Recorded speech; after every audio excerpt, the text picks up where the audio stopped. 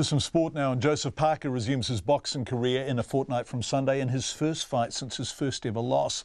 That was against Anthony Joshua. Of course, this time he's heading to London's O2 Arena to fight Dillian Whyte, a boxer with an identical record to his own. If Parker wins, he gets to play with the big boys again. If he loses, his career will become less lucrative. Winning pays.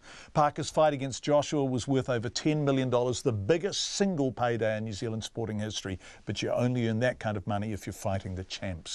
Joseph Parker, a Samoan Kiwi from Mangere, is currently in training in Las Vegas and back in Auckland. In his absence, his second daughter, Shiloh Jasmine, has just been born.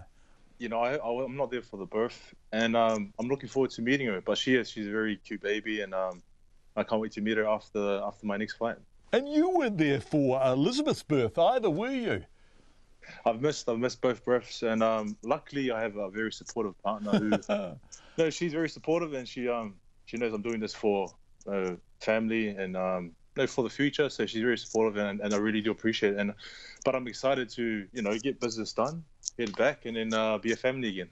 Yeah, the business is the fight against Dillian Whyte on the 29th of July. He, like you, has only had one loss, and he, like you, only had that loss to Joshua. So this is going to be a hell of a fight, isn't it? This is going to be a tremendous fight. I feel like this fight is going to be, he's hungry to be a world champion. I want to be champion again. And, we're both young, we're both fit, strong.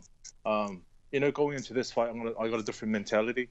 I'm going into this fight to, I'm not going to move as much like the last fight. I'm going to throw a lot of punches and bunches, and I'm going to make it exciting because this fight can change a lot of things. What have you learned as a result of that fight against Joshua? I think the biggest learning for myself was I left the ring knowing I could have done more. And so for the next fight, for future fights, when I leave the ring, I'm going to say to myself, I did everything I could to win. So I thought I didn't leave it all in the ring. And that's sort of something that I'm going to work on improving with future fights.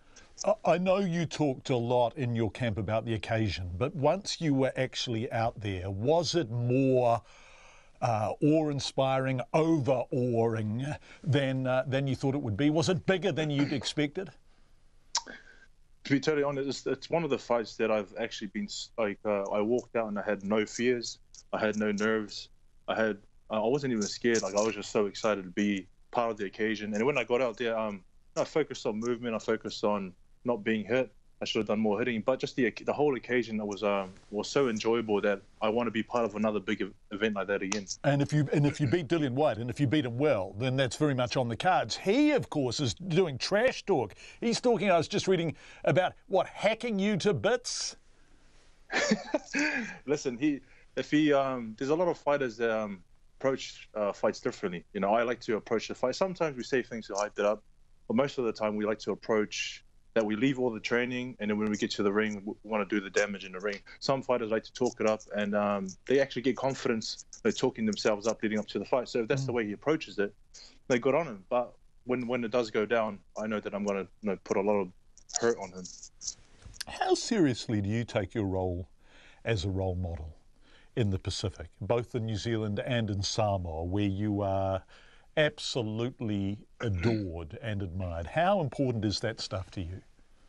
It's to be a role model is very important, and to be honest, there's a lot of people that want to be role models, but they're not in the position to be a role model. So for me, I'm blessed to be in this position, and I know there's a lot of kids and a lot of youth that look up to myself. So it's important not only to just be a good person or just be let's say kind to everyone, be nice to everyone, and those are natural things. But for me, being a role model, with this new thing that we're working on with Team Parker, the initiative, for me it's important to be a role model and to give back to those who support you, but also those who are trying to achieve things in their own lives. And we've got so much talent down outside of the world. We just need to put them on the world stage. So this is a social enterprise where essentially if you buy one, they get one free. Starting in Samoa, and I've been there, and I've watched children kick round rugby balls that were flat, that were years old, children playing in bare feet because they didn't have boots. So the idea is that you get equipment to kids.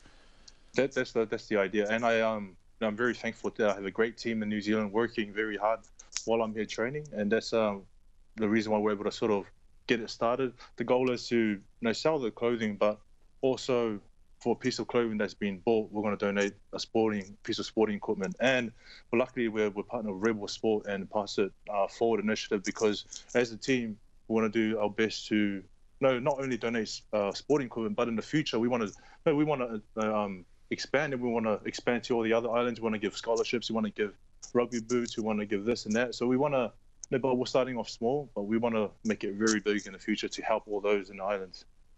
Joseph Parker, who's up in Vegas getting ready for his big fight at the O2 Arena in London Sunday fortnight.